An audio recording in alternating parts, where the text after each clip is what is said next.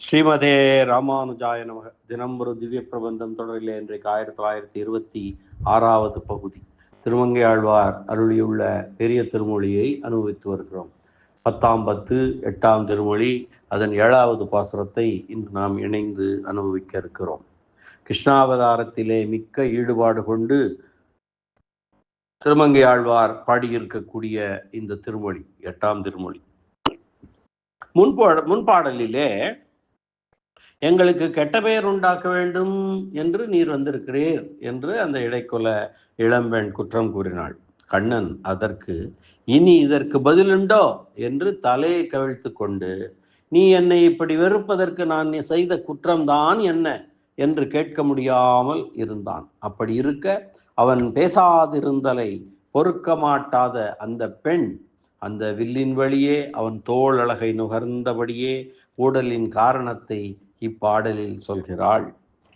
பாசுரத்தை பார்க்கலாம். மல்லே பொருத திரள் தோள் மணவாளீர், மல்லே பொருத திரள் தோள் மணவாளீர், அல்லே அறிந்தோம் மனத்தின் கருத்தை, சொல்லாது ஒளியீர் சொன்ன போதினால் வாரீர், எல்லே இது என் இது என் இது என்னோ. மல்லே பொருத திரள் தோள் மணவாளீர், மல்லர்கள் போரிட்ட, பொருத என்றால் போரிட்ட, சண்டையிட்ட, திரள் தோள் திரண்ட தோள்களை உடைய மணவாளீர், மணவாளனே.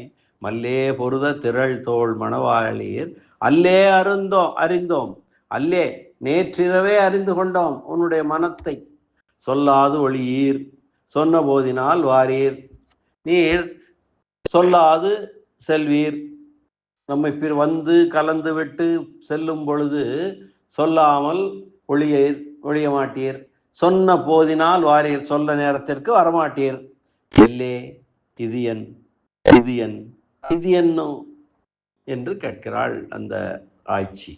மல்லே பொருத திரள் தோள் மணவாளீர், அல்லே அறிந்தோம் மனதின் கருத்தை, சொல்லாது ஒளியீர் சொன்ன போதினால் வாரீர், எல்லே இது என் இது என் இது என்னோ.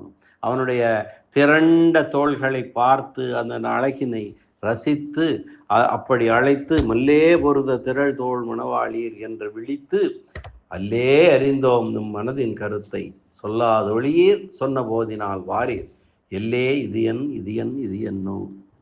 மல்லர்களை போரிட்டளித்த திரண்ட தோள்களை உடைய மணவாளரே, உம்முடைய திருவுள்ளத்தை நேற்றிரவு நீர் எம்மை கூடும்போதே தெரிந்து கொண்டோம்.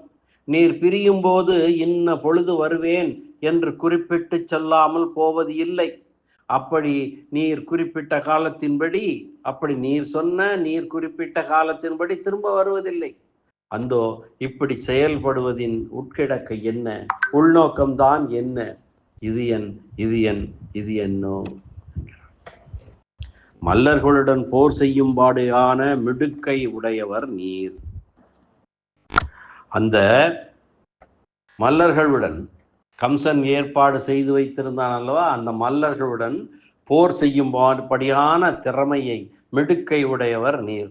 உம்முடைய தோளோடு சம்பந்தம் பெருகைக்கு அந்த முரட்டு ஆண்களே அல்லவா இட்டு பிறந்தவர்கள். வீணாக நாங்கள் ஆசைப்பட்டு என்ன பயன் என்று ஆய்ச்சி சொன்னபோது, அந்தோ உன்னை விட்டால் வேறொரு புகழ் இல்லாதவனான என்னை பார்த்து இப்படி வெட்டியதாக ஒரு வார்த்தை சொல்லலாமோ?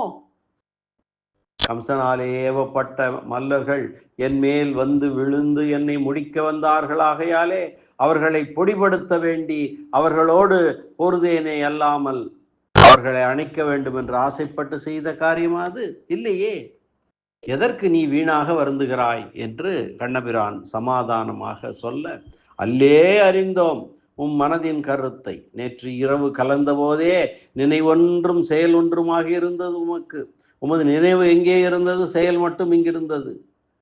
அல்லே அறிந்தோம் மனதின் கருத்தை, செருப்பு வைத்து திருவடி தொடுவாரை போல வந்தீர் என்பதை நேற்றிரவே நன்கு அறிந்து கொண்டோம்.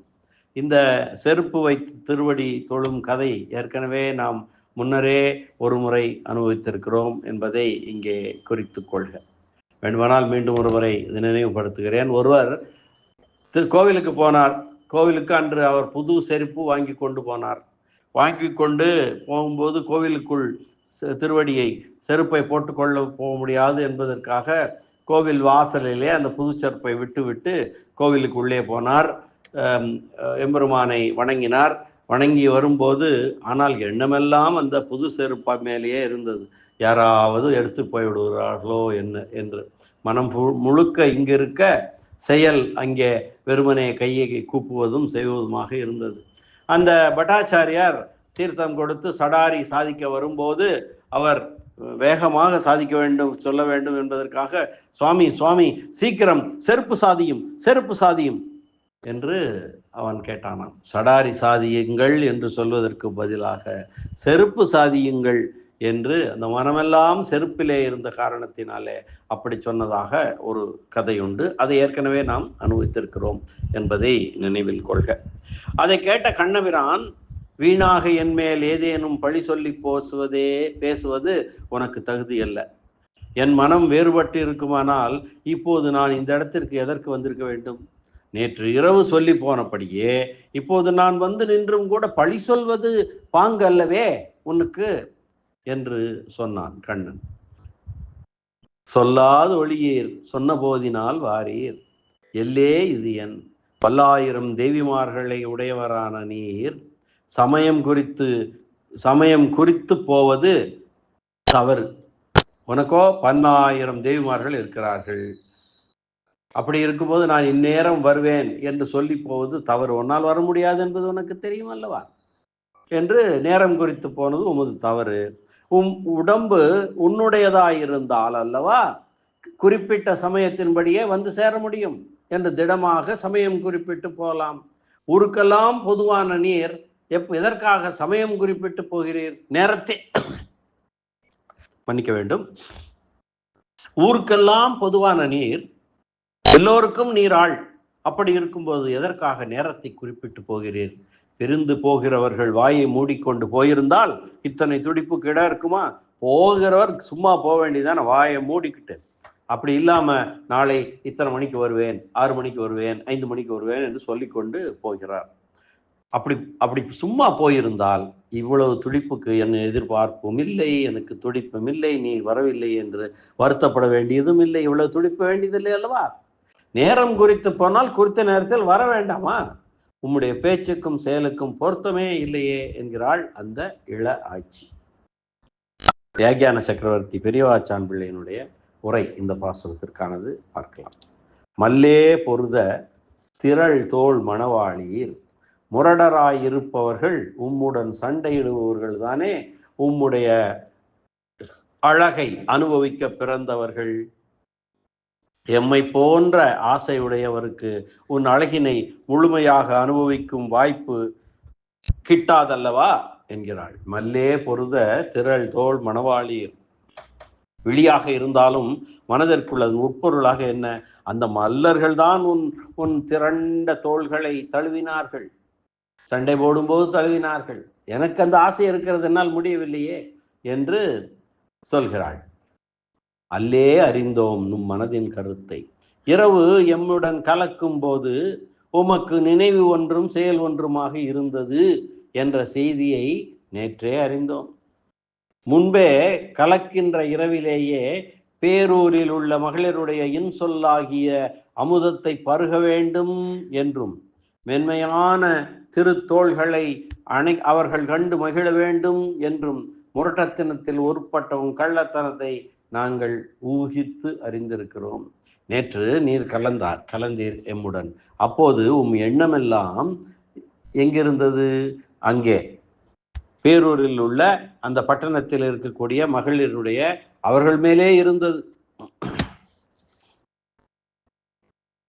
அந்த பெண்களுடைய இன்சொல்லாகிய அமுதத்தை பருக வேண்டும், அவருடன் பேசி கழிக்க வேண்டும், குலாவ வேண்டும் என்றும் உன்னுடைய மென்மையான திருத்தோள்களை அவர்கள் கண்டு மகிழ வேண்டும் என்றும் நீர் நினைத்து கொண்டிருந்தீர். ஆனால் செயல் மட்டும் இங்கிருந்தது, மனம் அங்கிருந்தது, செயல் இங்கிருந்தது. அப்படி உன்னுடைய முரட்டத்தனத்தில் ஒருபட்ட கள்ளத்தனத்தை நாங்கள் ஊகித்து நேற்றே அறிந்து கொண்டிருக்கிறோம் என்கிறாள். சொல்லாதொழியீர் சொன்ன போதினால் வாரீர், உம்மை பற்றி செய்தி உமக்கு தெரியுமே, தெரிந்திருந்தும் உம்மை பற்றி உமக்கு நன்றாக தெரியும், தெரிந்திருந்தும் இந்த நேரத்தில் உன்னை சந்திக்க வருகிறேன் என்று நேரத்தை குறித்து போகலாமோ? பேரூரில் உள்ள பெண்கள் பக்கம் போக வேண்டும் என்று மனதிலே கொண்டிருக்கும் கவடத்தை மறைத்து கொண்டு திரும்ப நாளை வருகிறேன் என்று வரும் நேரத்தை குறித்து சொல்லலாமா? எங்கள் மனநிலை நீர் அறியாததல்லவே. உண்மையில் எங்கள் உள்ளத்தின் நிலையை நீர் அறிந்தவராயிருந்தால் நீர் குறிப்பிட்ட அதே நேரத்தில், நீர் எந்த நேரத்துக்கு வருகிறேன் என்று சொன்னீரோ அதே நேரத்தில் வந்து எங்களை காண வந்திருக்க வேண்டாமா என்று கேட்கிறாள் அவள். எல்லே உறவு முறையாரை போல வெட்கப்பட்டு தலை குனிந்து கொண்டிருப்பது ஏன்? இங்கே வாரீர். இதை எல்லே என்ற பிரயோகம் நாம் திருப்பாவையிலே நாச்சியார் வாயிலாகவும் அனுபவித்திருக்கிறோம். எல்லே இளங்கிளியே, எலே என்று சொல்வது போல எல்லே, அதாவது மிகவும் மிகவும் நெருங்கிய உறவினரை, க்ளோஸ் ரிலேஷன்ஷிப்ஸ், அவங்களை பேசுவது போல எல்லே நெருங்கிய உறவு முறையாரை போல வெட்கப்பட்டு கொண்டு தலை குனிந்து கொண்டிருப்பது ஏன் என்று கேட்கிறாள் இந்த பெண். இது என்னோ? உம்மை நீர் அறிய வேண்டாமா? எங்களை நீர் அறிய வேண்டாமா? பிறகு ஏன் இது? உம்மால் முடியாது, உம்மால் சொன்ன நேரத்துக்கு வர முடியாது, அது இல்லாமல் இங்கே நான் இத்தனை மணிக்கு வருவேன் என்று சொல்லி போவது ஏன் என்று அவள் மேல், அந்த கண்ணன் மேல் ஒரு ஊடலுடன் அந்த இளம்பெண் கூறுவதாக அமைந்திருக்கிற பாசுரம் இது. அற்புதமான ஒரு பாசுரம். மீண்டும் ஒரு முறை பாசுரத்தை அன்வைக்கலாம்.